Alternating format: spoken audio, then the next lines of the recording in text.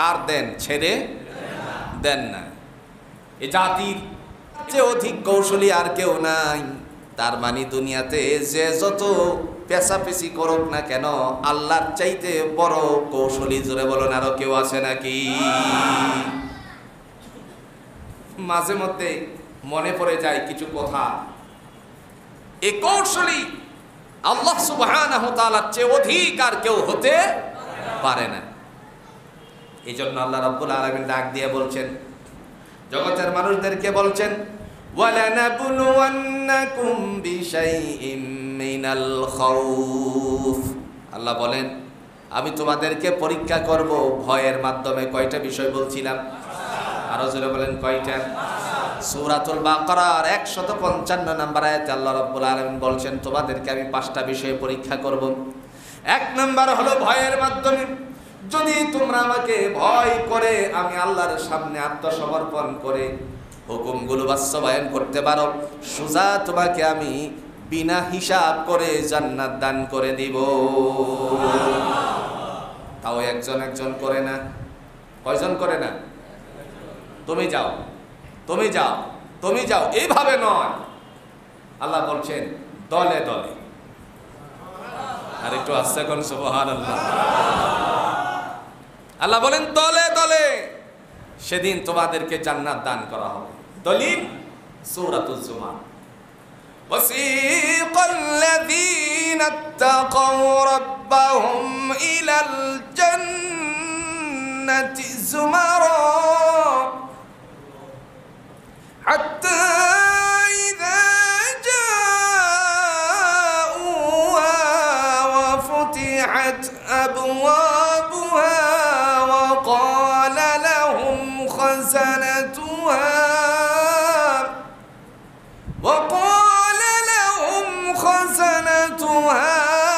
সালামুন আলাইকুম তিবতুম ফাদখুলুহা খালিদিন।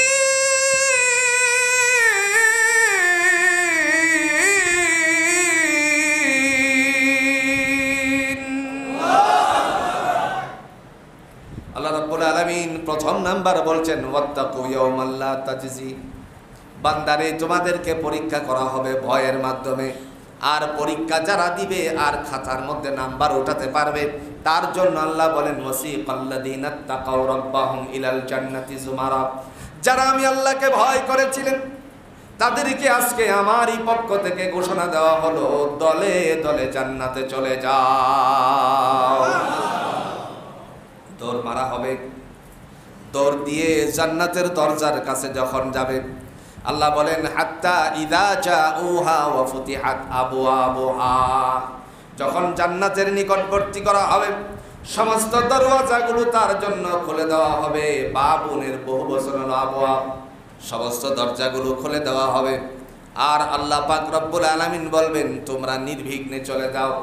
যখন তারা জান্নাতের দরজার মধ্যে যাবে আর পাটা সামনের দিকে দিবে, এই সময় একদল সুসংবাদকারীরা ভিতর থেকে আসবে সুস্বাগত নিয়ে।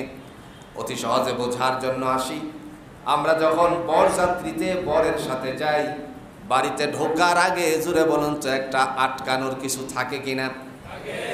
নাম কি? আরো জুড়ে। গেট কি শুধু আটকানোর?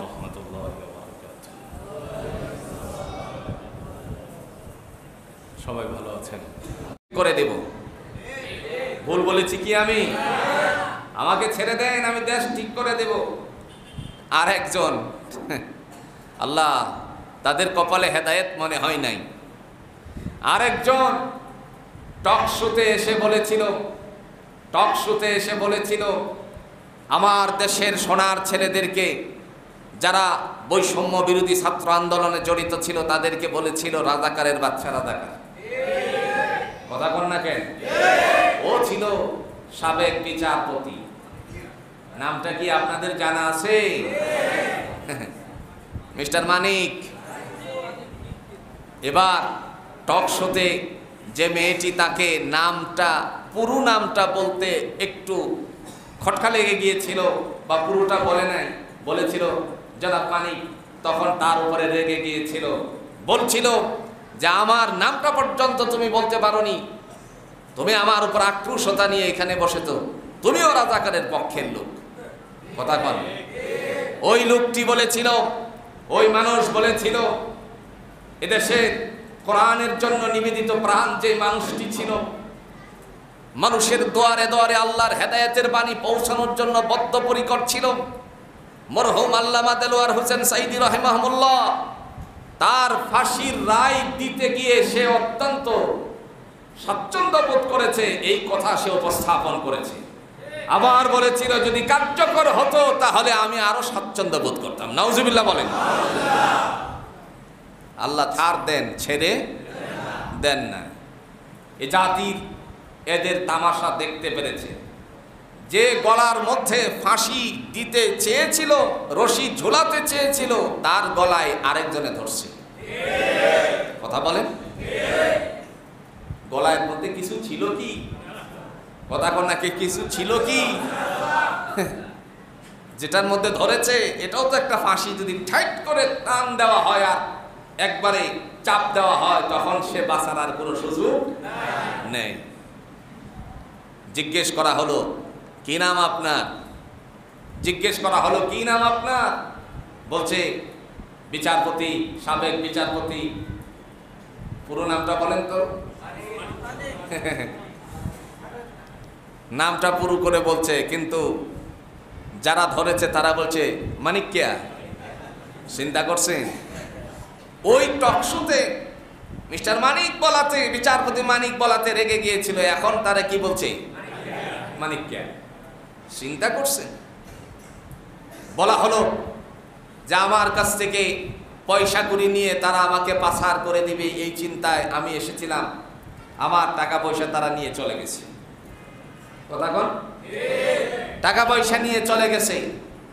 আর একজনকে বলা হলো 15,000 টাকা কন্ট্রাক্ট করেছে, তার মানে সম্পত্তি তারে বাঁচাতে, কথা কন নাকে, সম্পত্তি তাকে বাঁচাতে, এই যে সম্পত্তি বাঁচাতে তাকে পারে নাই, এটাই আল্লাহ সুবহানাহু ওয়া তাআলার পক্ষ থেকে সূরাতুল হাক্কার 28 নম্বর আয়াতের মধ্যে তিনি ঘোষণা দিয়েছেন, ওই দিবসেও তোমার সম্পত্তি কোনো কাজে, এই দুনিয়াতেই তো সম্পত্তি বাঁচাতে পারলো না।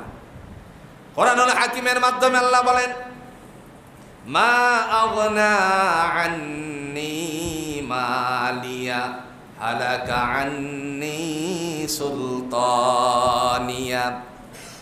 সেই দিবসে তার সম্পত্তি কোনো কাজে আসবে না। মালিয়ার দ্বারা আল্লাহ বোঝালেন সম্পত্তি যে সে প্রাচুর্য তৈরি করেছিল সেইগুলো কোনো কাজে আসবে না। বাংলার জমিনে আমরা দেখতে পেরেছি মিস্টার মানিকের সম্পত্তি নিয়ে গেল, কিন্তু তারে বাঁচাতে পারলো না। কথা বলেন ঠিক না? হালাকা আন্নি সুলতানিয়া। আবার দেখা গেল তার রাজত্ব, তার যে নেতাগিরি আছে, সমস্ত কিছু, তার যে ক্ষমতা আছে, সুলতানিয়ার দ্বারা বোঝানো হলো সমস্ত ক্ষমতা।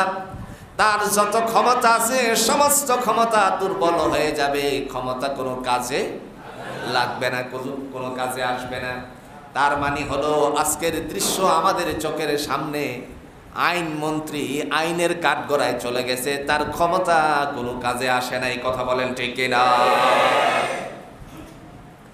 ওই দিবস আল্লাহ রাব্বুল আলামিন বলেন খুযূহু ফাগুল্লুহু, ধরো, শক্ত করে ধরো আর তাকে নিক্ষেপ করো জাহান্নামে। কিয়ামতের ময়দান থেকে তাকে শক্ত করে ধরা হবে আর জাহান্নামে নিক্ষেপ করা হবে। এই বাংলার জমিনে মৃত্যুর আগেই ধরা পাকড়াওয়ের অবস্থা আমরা লক্ষ্য করেছি। নিরহ মানুষের উপরে যারা নির্বিচারে গুলি চালিয়েছে,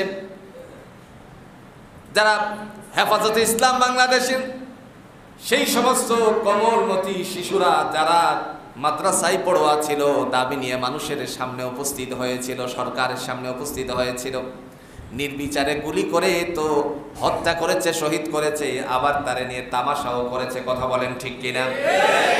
এমনি ভাবে ছাত্র শিবিরের ছেলেদেরকে উপরে আরো যতগুলো অন্যায় আছে, শেষ বেলায় এসে সেটা পড়ে গেল বৈষম্য বিরোধী কোমলমতি ছাত্রদের উপরে। তাদের উপরে নির্বিচারে গুলি চালিয়ে তারা চেষ্টা করেছিল, আগের গুলো বানচাল হয়েছিল, এটাও বানচাল করা কোনো ব্যাপারই না।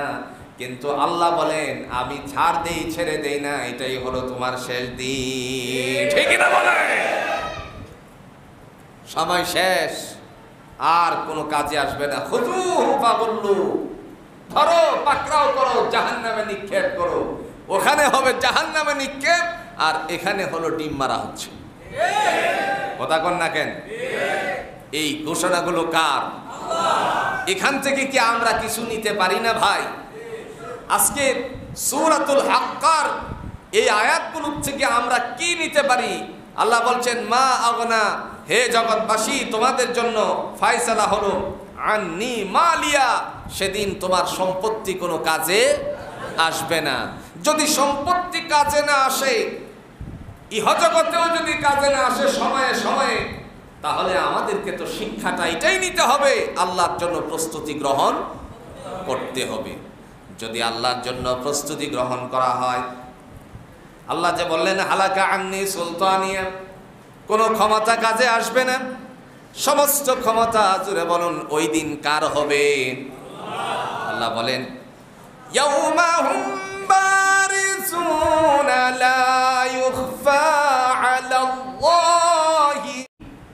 কোরআন দিয়ে তিনি বলছেন ইন্না খালাকনাল ইনসানা মিন সালসাল। অন্য আয়াতে আল্লাহ বলছেন বান্দারে, তোমার সাহেরা রগের চেয়ে আমি আল্লাহ নিকটে, এই কারণে সমস্ত খোঁজখবরগুলো রাখি। জোরে কোন সুবহানাল্লাহ। আবার লেখনির জন্য দায়িত্বশীল আছেন দুজন ফেরেশতা। সূরাতুল ইনফিতারে আল্লাহ রাব্বুল আলামিন ঘোষণা দিয়েছেন, তিনি বলেন বান্দা তুমি যখন কি করো আর না করো, সমস্ত কিছু লিপিবদ্ধ করার জন্য, জোরে বলুন, ফেরেশতা আছে কিনা? ইনফিতারে আল্লাহ ঘোষণা দিয়েছেন কিরামান কাতিবিনা ইয়া'লামুনা মা তাফআলুন।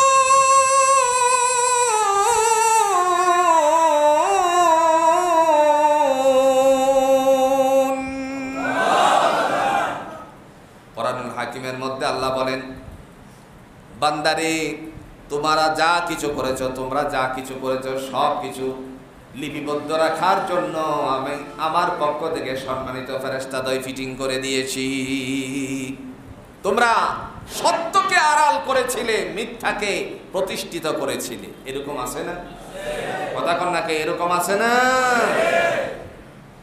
জনাব আজমি সাহেব তিনি আয়না ঘর থেকে মুক্ত হওয়ার পর একটি কথা বারংবার বলেছেন, যে জাতি উন্নত শিরে মাথা উঁচু করে দাঁড়ানোর জন্য সামনের দিকে অগ্রসর হচ্ছিল, ওই জাতিকে দমন করার জন্য প্রভুত্ব প্রতিষ্ঠা করার লক্ষ্যে সে কাজ করেছে। কথা কোন ঠিক কিনা? এরা সত্যকে আড়াল করেছে মিথ্যাকে প্রতিষ্ঠিত করার জন্য।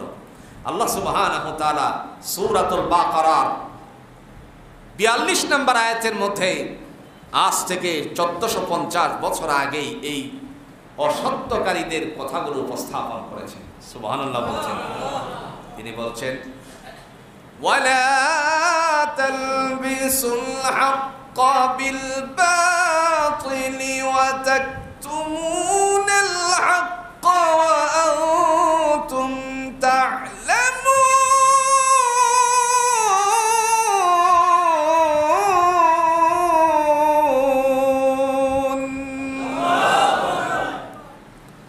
সতর্ক করে বললেন ওয়ালা তালবিসুল হাক্কা বিল বাতিলি ওয়া তাকতুমুনাল হাক্কা, বান্দারে তোমরা সত্যকে কখনো মিথ্যা দ্বারা পরিণত করো না। কার কথা? আল্লাহ। যেটি সত্য সদা সত্যের সাথে নিজেকে জড়িয়ে রাখবে, মিথ্যার সাথে কখনো তাকে জড়িয়ে দিবে না। যদি মিথ্যার সাথে জড়িয়ে দাও, তাহলে জবাব জুড়ে বলুন তো দিতে হবে কার কাছে? আর তোমরা মিথ্যাকে কখনো প্রতিষ্ঠিত করার জন্য পায়তারা করো না। অন্যত্র আয়াতের ভাষায় আল্লাহ বলছেন মিথ্যাকে কখনো পায়তারা করো না প্রতিষ্ঠিত করার। যদি করো জেনে রাখো আনতুম তা'লামুন, তোমরা যা কিছু করো আমি আল্লাহ সব সম্পর্কে জ্ঞাত আছি। সুবহানাল্লাহ। আমরা আল্লাহকে ধোঁকা দেওয়ার চেষ্টা করব, সেটা কখনোই হতে আল্লাহ কোশ্চিন কালেও ধোঁকায় পতিত হন না। একটা উদাহরণ দিলে সহজে বুঝবেন। রমজান মাস যখন আসে, রমজান মাস আসলে পরে এক শ্রেণীর মানুষ রোজা রাখে না, এরকম হয় কি হয় না? এখন সুবিধা মতো খেতেও পারে না, এটাও তো আছে। ইচ্ছে থাকা সত্ত্বেও জনসম্মুখে খেতে পারে না, কারণ বাচ্চা 12 বছরের তার ঘরে আছে, সে রোজা রেখেছে। এখন তার সামনে খেলে পরে বড় ইজ্জতের হানি হয়, ঠিক না? কোন এ সময় চিন্তা করলো আড়ালে গিয়ে খাবে। ওই আড়ালে গিয়ে খেতে গিয়ে দেখা গেল বাচ্চাটা দৌড় দিয়ে তার সামনে চলে গেছে, খাবার আর ঠিক মতো হলো না। টিউবওয়েলে গেল পানি চাপ দিয়ে খেতে, এখানে টিউবওয়েলের কাছে আরেকজন মহিলা এসে, অন্যের বাড়ির মহিলা, সে পানি নিতে আসলো, ওখানেও পানি পান করা হলো না। চিন্তা করলো যাই পুকুর ঘাটে যাই, স্বচ্ছ পানি, এখান থেকে আমি একটু পানি ডুব দিয়ে তারপর একটু পানি পান করে দিল। ডুব দিল বটে, কিন্তু আল্লাহ সুবহানাহু ওয়া তাআলাকে ধোঁকা দিতে সে চেষ্টা করেছিল। এমত অবস্থায় 3 দিকে কাঁটা বিশিষ্ট ছোট্ট একটা মাছ আছে, আমরা সকলেই মাছটাকে চিনি। একটু জোরে বলেন।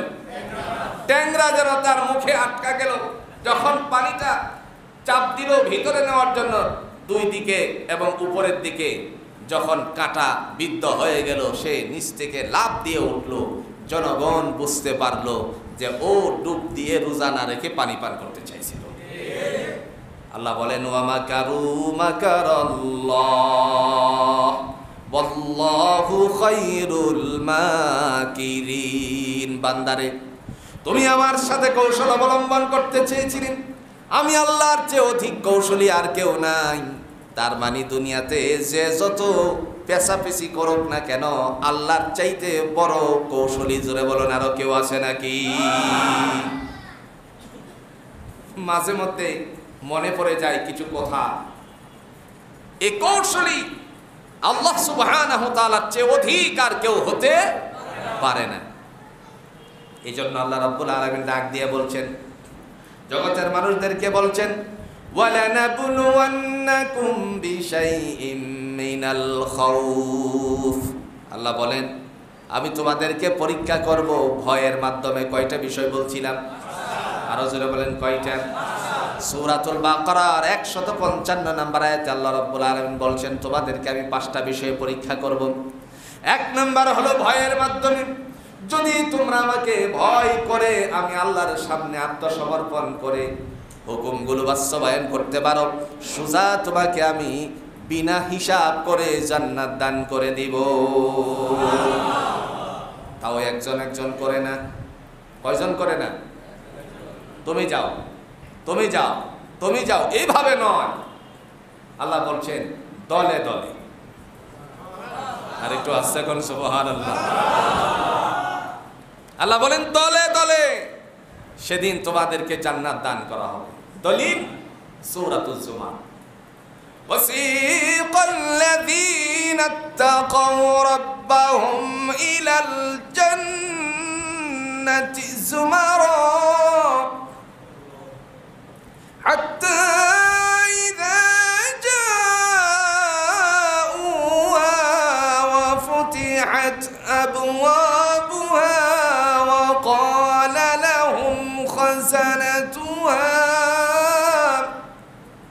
وقال لهم خزنتها سلام عليكم طبتم فادخلوها خالدين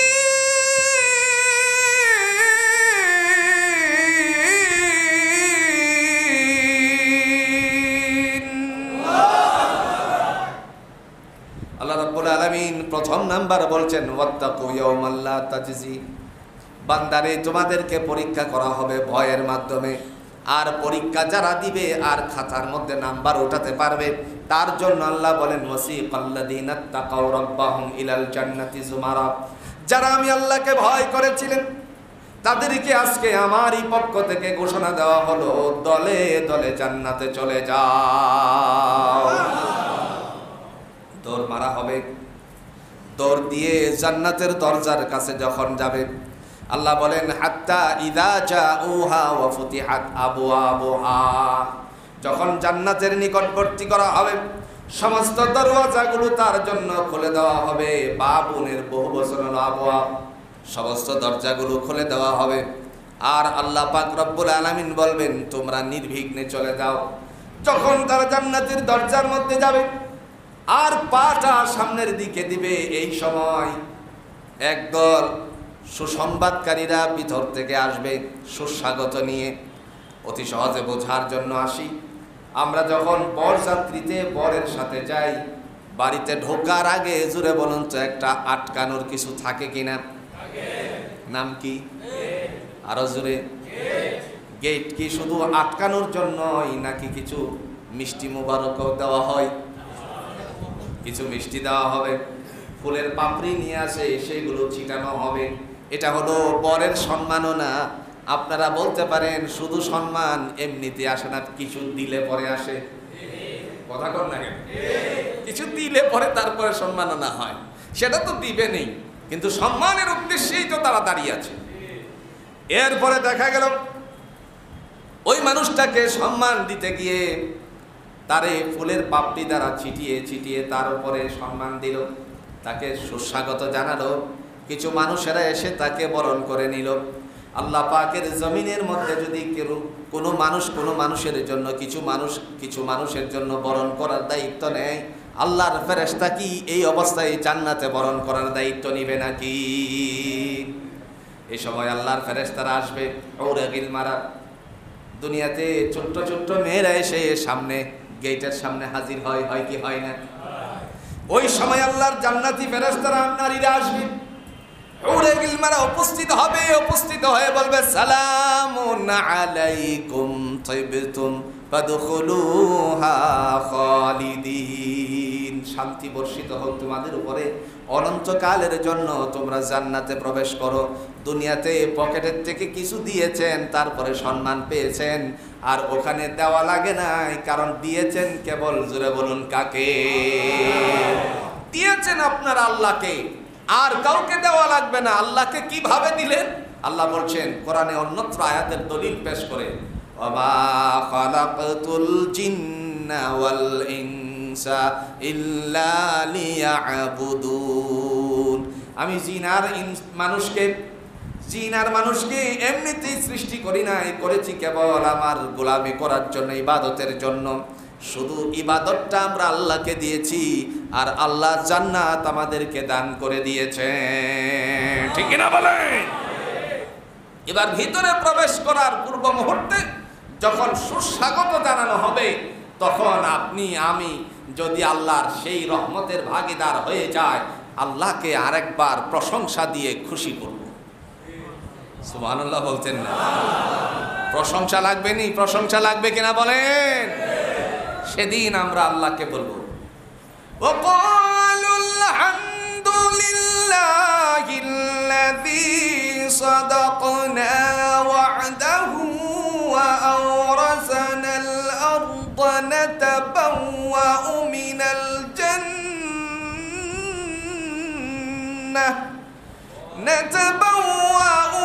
الجنة حيث نشاء فنعم أجر العاملين।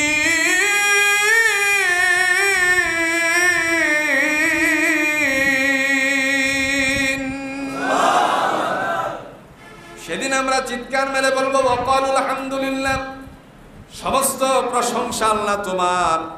আল্লাযী সাদাকনা ওয়া'দাহু ওয়া আওরাসানাল আরদা নাতাবাওয়াউ মিনাল জান্নাতি হাইসু নাশা, অঙ্গীকার করেছিলে দুনিয়ার জমিনে তোমারে মানলে পরে তুমি জান্নাত দিবা। আজকে সমস্ত অঙ্গীকার বাস্তবায়িত হয়েছে, এই কারণে আমিও পড়ে নিয়েছি আলহামদুলিল্লাহ।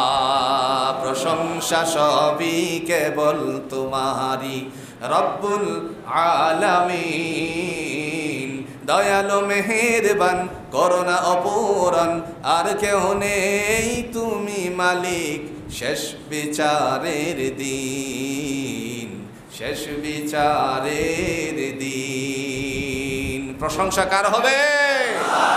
যে মালিক, বিচারপতি হবে। মালিক না, মালিক কে? কথা কন না কেন? যে মালিক বিচারপতি হবে তার উপরে আর কোনো বিচারপতি থাকবে না।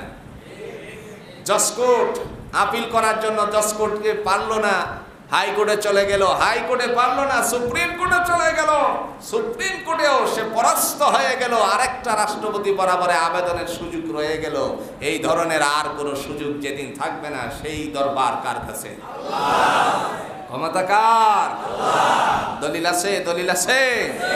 সূরাতুল মুলকের প্রথম নাম্বার আয়াত আল্লাহ বলছেন, তাবারাকাল্লাযী বিয়াদিহিল মুলকু ওয়া হুয়া আলা কুল্লি শাইইন কাদির।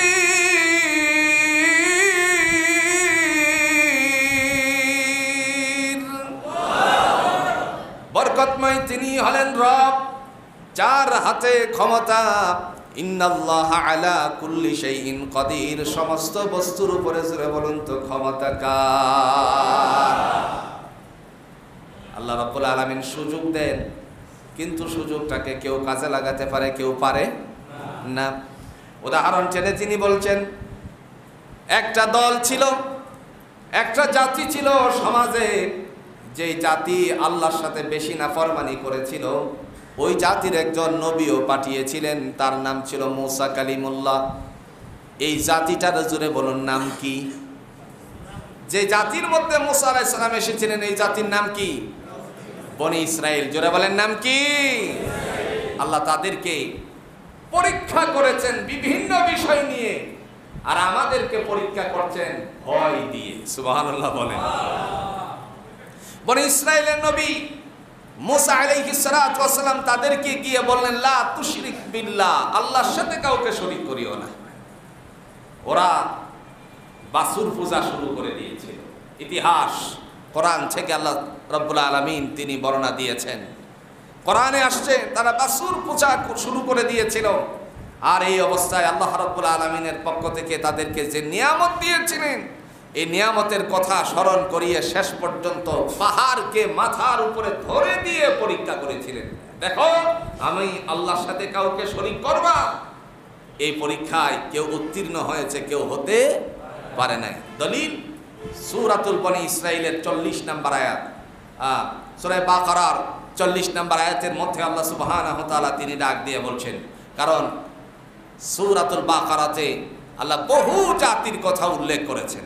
এই 40 নম্বর আয়াতের মধ্যে উল্লেখ করছেন, ইয়া বানি ইসরাঈল আযকুরু নি'মাতি আল্লাতী আন'আমতু আলাইকুম। ইসরাঈল আযকুরু নি'মাতি আল্লাতী আন'আমতু আলাইকুম ওয়া আওফু বিআহদি উফি বিআহদিকুম ওয়া ইয়্যায়া ফারহাবুন। আল্লাহ বলেন, হে বনি ইসরাইল, স্মরণ করো এই নিয়ামতের কথা, ওই উপকারের কথাগুলো স্মরণ করো, উপনুগ্রহের কথাগুলো তোমরা স্মরণ করো, যেই দিন তোমাদের উপরে আমি আল্লাহ রাব্বুল আলামিন অধিক দয়া দান করেছিলাম। কেমন দয়াটা দেখেন। ঘুম থেকে জাগ্রত হয়ে যখন, আমরা সহজ করে একটু বুঝার জন্য বলছি, ঘুম থেকে উঠে এরকম করি কিনা? কথা বলেন, করি কিনা? এরকম করে কি করে না? হাইম দেয়। ঘুম থেকে উঠে যখন তারা জমিনে গেল, উঠানে গেল, দুয়ারে গেল, তখন তারা দেখলো খাবার উপর থেকে বিছানো অবস্থায় আছে। আপনি চাকরি করেন, যদি আমি বলি আপনার স্যালারি কত, আপনি বলবেন আমার স্যালারি হলো 50, 60, 70, 80 হাজার টাকা। যদি জিজ্ঞেস করি এই 80,000 টাকা আপনার এই স্যালারি কতক্ষণে আসে, বলবেন যে আপনি 8 ঘন্টা ডিউটির পরে আসে, অথবা আপনি 10 ঘন্টা ডিউটির পরে আসে, কিংবা 12 ঘন্টা ডিউটির পরে আসে, বিদেশে হলে আরো বেশি। এই যে সময়টুকু দিলেন, ওই অর্থকড়ি আপনি কামাই করলেন, যদি বলি এই টাকাগুলো আপনি কি খেয়ে শেষ করতে পারবেন নাকি এক মাসে? 80,000 টাকা কি আপনি এক মাসে স্বাভাবিক খাবার খেয়ে শেষ করতে পারবেন নাকি? জোরে বলুন তো, কাহারও পক্ষে স্বাভাবিক খাবার খেয়ে 80,000 টাকা শেষ করা সম্ভব নাকি? 80,000-এ গেলাম না। একজন অটো চালক ভাই, তিনি সারাদিন অটো চালালেন। যদি জিজ্ঞেস করা হয় তোমার আজকের আয় কত, তিনি যদি বলে আমার আয় হলো 1000 টাকা, এবার বলুন তো 1000 টাকা স্বাভাবিক খাবার খেয়ে সারাদিনে শেষ করতে পারবে নাকি? 1000 টাকার সংসারে 5 জনে মিলে খাবার পরেও দেখা গেল স্বাভাবিক যেই বাজার সদাইগুলো আছে এইগুলো করে, তারপরে ঘরে নেওয়ার পর দেখা যাবে আরো 200-300 টাকা তার পকেটে আছে, উদ্বৃত্ত আছে। যদি 300 টাকা থাকে, মাসে যদি আমরা হিসাব লাগাই, জোরে বলুন তো সংসারে সবাই খাবারের পরেও অসুখ বিসুখ হয় নাই, এমত অবস্থায় এই অবস্থায় তার 9000 টাকা উদ্বৃত্ত থাকে কি থাকে না? ওর জনমভর যদি এরকম কামাই হতে থাকে, তার টাকা সে খেয়ে সংসারে সবাই খেয়ে শেষ করতে পারে? ভাই, কেউ শেষ করতে পারে না। আল্লাহ সুবহানাহু ওয়া তাআলা এত পরিশ্রমের বিনিময়ে বান্দারে খাবারটুকু দিলেন, খাদ্য দিলেন, আর বনি ইসরাইলের কোনো পরিশ্রম লাগে নাই। ওরা সকাল ঘুম থেকে উঠে যখন দুয়ারে যেত, তখন আল্লাহ রাব্বুল আলামিন তাদের জন্য মান্না সালওয়া আকাশ থেকে ফেলে দিত, এগুলো কুড়িয়ে কুড়িয়ে খেত। খাওয়ার পরে কিছুদিন যখন খেতে লাগলো, তখন বলল মূসা নবীর কাছে গিয়ে, বনি ইসরাইলের নবী মূসা, এই খাবারগুলো আমাদের ভালো লাগে না, তোমার আল্লাহরে বলো নিজেরা উৎপন্ন করে যেন খেতে পারি এই সমস্ত কিছু খাবার দিতে। বুঝতে পারছেন কি? আজ যত পরিশ্রম আমাদের জন্য এসেছে, সব বনি ইসরাইল জাতির জন্য আমরা পেয়েছি। যদি এরা আল্লাহকে বেশি বেশি গায়েল না করতো, তাহলে আমরাও শান্তিতে খেতে পারতাম। সুবহানাল্লাহ, আমরাও শান্তিতে খেতে পারতাম। ওরা আল্লাহরে যত পেছানো, তত আমাদের সব কিছু কঠিন হয়ে গেল। মান্না সালওয়া ঘুম থেকে উঠেই খাবার পাই, না না না এগুলো আর ভাল লাগে না, তো কি খেতে পারি সেইগুলো বলো তোমার আল্লাহকে দিতে। আল্লাহ বললেন যাও, ওয়াদা সিহা, আল্লাহ বললেন তাদেরকে গিয়ে বলো এরা যেন এই আদা রসুন পেঁয়াজ এগুলো মারায় যেন খায়। চিন্তা করছে?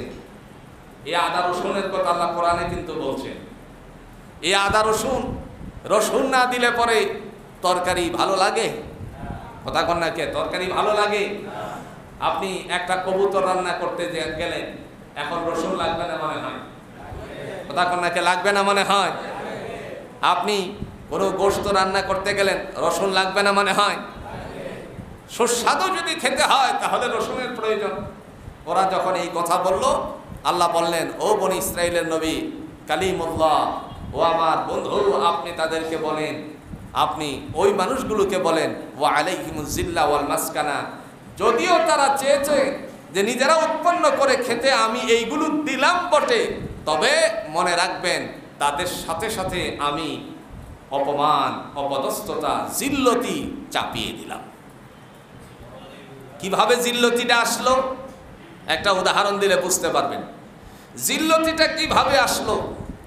মনে করেন খাবারের জন্য বলে গেল সকাল সকালে আমাকে খাবারটা জমিনে পাঠিয়ে দিও, হাল চাষ করতে আছে, এরকম ঘটনা আছে কিনা? ঘটনা আছে কিনা বলেন?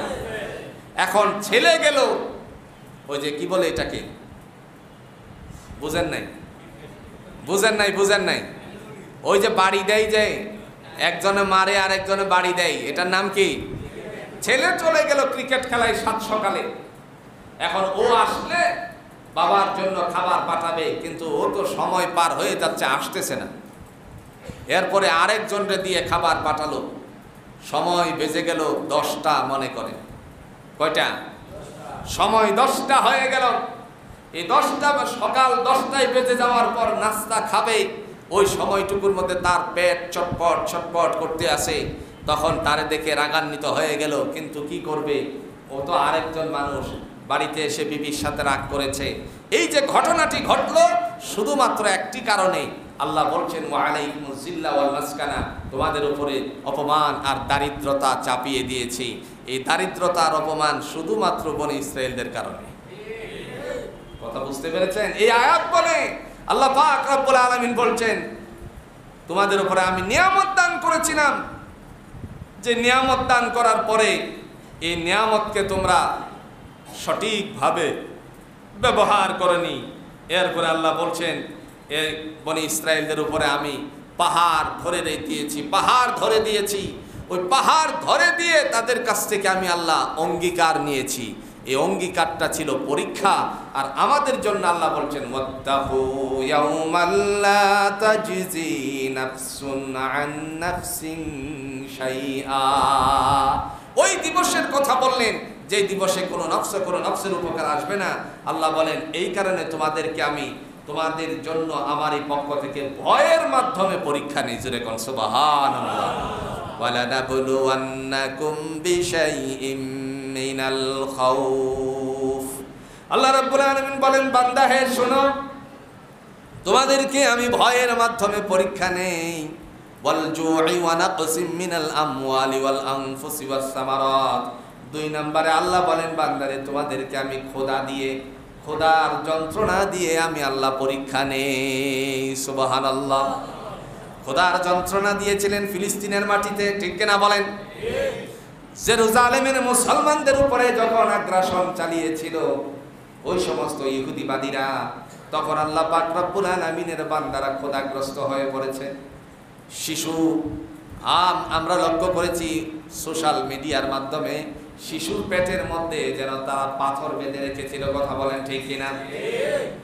নবীজির আমল তারা বাস্তবায়ন করেছে, সাহাবীদের আমল বাস্তবায়ন করেছে। আপনারা যারা হজ করেছেন নিশ্চয়ই জানা থাকার কথা, মদিনাতুল মুনাওয়ারায় উহুদের পাহাড়ের দিকে যেতে 2টা পাহাড় আজও পর্যন্ত বিদ্যমান আছে, যেখানে পরীক্ষা খনন যুদ্ধ বলা হয়, খন্দকের যুদ্ধ বলা হয়। ওই খন্দকের যুদ্ধে আল্লাহ নবীর সাহাবীদেরকে আল্লাহর নবী বললেন পরীক্ষা খনন করো, কারণ শত্রুপক্ষের আক্রমণ যদি আসে তারা যেন সাজুয়া এই ঘোড়া নিয়ে এই পারে না আসতে পারে, সেজন্য পরীক্ষা খনন করলেন। এমত অবস্থায় সাহাবায়ে আজমাইনগণ তারা ক্ষুধার্ত ছিল। ক্ষুধা থাকা অবস্থায় আল্লাহর নবী সাইয়্যিদুল মুরসালিন আহমদ মুস্তাফা সাল্লাল্লাহু আলাইহি সাল্লাম তিনি নিজেও ক্ষুধার্ত ছিলেন। আয়াতের দ্বারা আল্লাহ বোঝাতে চেয়েছেন, ব্যাখ্যা করতে গিয়ে রাসূলুল্লাহ সাল্লাল্লাহু আলাইহি সাল্লাম বলেন আমিও ক্ষুধার্ত। যখন পেটের সামনের যেই সমস্ত যুদ্ধের কাপড়গুলো ছিল একটু ওপেন করলেন, দেখলেন একটা পাথর বাঁধা। বুখারীর বর্ণনায় আসছে, আবু আব্দুল্লাহ মুহাম্মদ ইবনে ইসমাইল রাহিমাহুল্লাহু তাআলা আনহু মাগাজি সাবটারে উল্লেখ করেছেন আল্লাহর রাসূলের পেটের মধ্যে পাথর বাঁধা ছিল শুধুমাত্র ক্ষুধার কারণে। এই যে ক্ষুধার কারণে পেটে পাথর বাঁধা, সাহাবীরা তারা বললেন ইয়া রাসূলুল্লাহি ক্ষুধার্ত হয়ে গেছি। তিনি বললেন তোমাদের চেয়ে কি আমি ক্ষুধার্ত হয়নি? এরকমটা তো না। পাথর খুলে দিয়ে বললেন, দেখিয়ে বললেন আমি নিজেও ক্ষুধার্ত, যাতে করে ক্ষুধার কারণে পেটটা চটপট না করে পেটটারে টাইট করে বেঁধে দিয়েছি। সুবহানাল্লাহ। ফিলিস্তিনের মুসলমানদের শিশুদের আমরা সেই সুন্নাহ পালন করতে দেখেছি, রাসূলুল্লাহর সুন্নাহ পালন করতে দেখেছি। খোদা অবস্থায় পরীক্ষা দিয়েছেন, এই খোদা অবস্থায় পরীক্ষা দিয়ে তারা উত্তীর্ণ হয়েছে। বিজয় জুড়ে বলুন তো রক্তক্ষয়ী ছাড়া হতে পারে নাকি? রক্তক্ষয়ী ছাড়া কখনো বিজয় আসতে পারে না, এটা বাস্তব নমুনা। এই স্বাধীনতার ৭১-এর স্বাধীনতার পরে আরেকবার এই ২০২৪ সালে এসে প্রমাণিত হয়েছে আবু সাঈদের অনুসারীদের রক্তের বিনিময়ে, এমনি ভাবে মুক্তির রক্তের বিনিময়ে আরো যারা শহীদ হয়েছেন যাদের নাম প্রকাশিত হয়নি, ওই সকলদের শহীদের রক্তের বিনিময়ে আমার বাংলাদেশ বাক শক্তি ফিরে পেয়েছে। কথা বলেন ঠিক? যেটা ছিল কণ্ঠরুদ্ধ, এই কণ্ঠ আজ প্রকাশিত হয়েছে। আমার ভাইরা, যে কথা বলার উদ্দেশ্য, আল্লাহ বলেন ওয়ালানাবলুওয়ান্নাকুম বিশাইইম মিনাল খাউফি ওয়াল জু'। বান্দা হে তোমাদের জন্য আমার পক্ষ থেকে পরীক্ষা আছে, সেটা হলো ক্ষুধা দিয়ে, ভয় দিয়ে। যে ক্ষুধার কারণে তোমরা ছটফট করো, সেই ক্ষুধাই তোমাকে আমি আল্লাহর দিকে নিয়ে আসবে। সম্মানিত হাজিরিন, প্রত্যেক জুমাতে আপনারা মসজিদের উন্নয়নের উদ্দেশ্যে কিছু দিয়ে থাকেন। ইমাম সাহেব বের হয়েছেন এবং অন্যান্য যারা দায়িত্বশীল তারা বের হয়েছেন। আপনারা তাদের দায়িত্ব